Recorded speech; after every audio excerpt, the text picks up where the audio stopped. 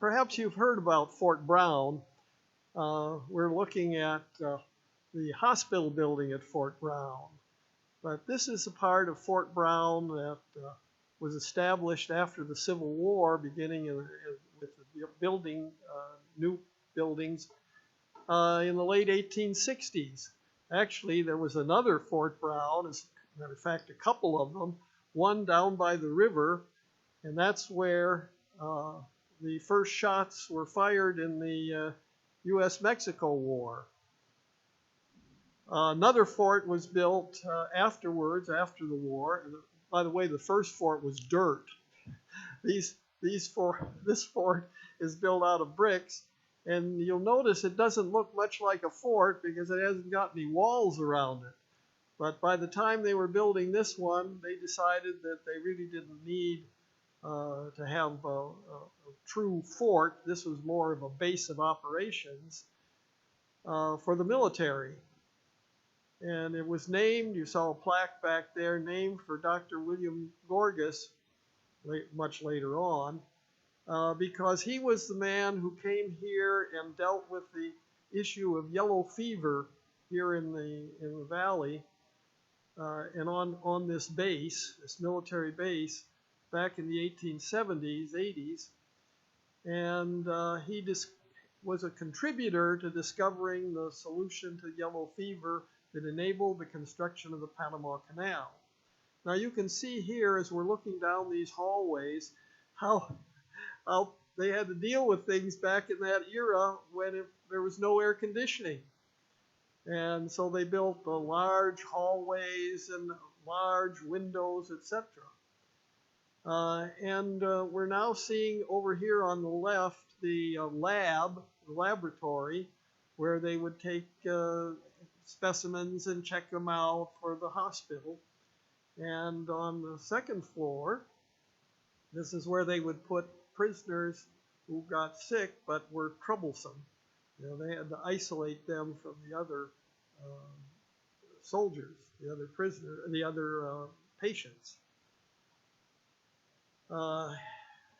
And here we're getting another look at those hallways and breezeways.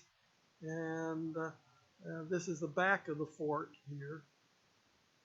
And here you see what looks like one building, but it's actually several. The taller section is where the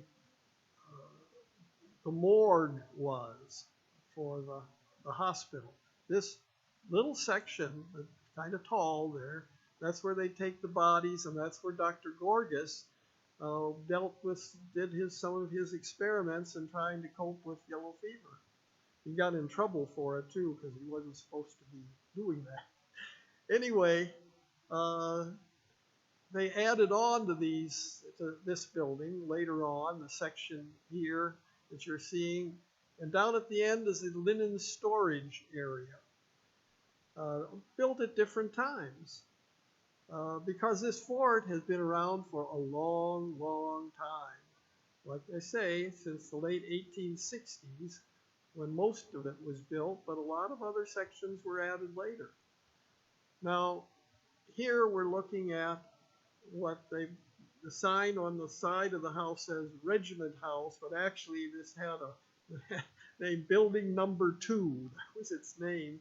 And it was built down near where the Aduana by the bridge is, but they had to take it down when they expanded the customs area, and so they rebuilt it out here. And this was served as the post chapel at one point. And this is where black soldiers learned how to read and write. They had been slaves, so they hadn't been educated after the Civil War. It later served as the first home for the Brownsville Historical Association. They had a little museum here for a number of years. And now you're looking at the Bachelor Non-Commissioned Officers Quarters. There's a little building here.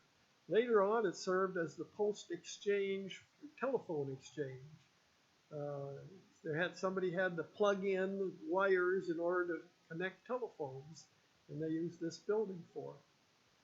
Now, the next building is the commissary and guardhouse, And this building goes back to the early 20th century, maybe 1905. And this is where they would post the guard, because they would send guardsmen, soldiers, out to the front of the fort, which is where 14th Street is now. And they would check people going in, going out, because this was a fort. This was a military post. And you notice there's an area that goes down there. There's actually kind of a little basement down there. And that's where they had cells, some of which are still there. When I mean cells, I'm talking about jail cells.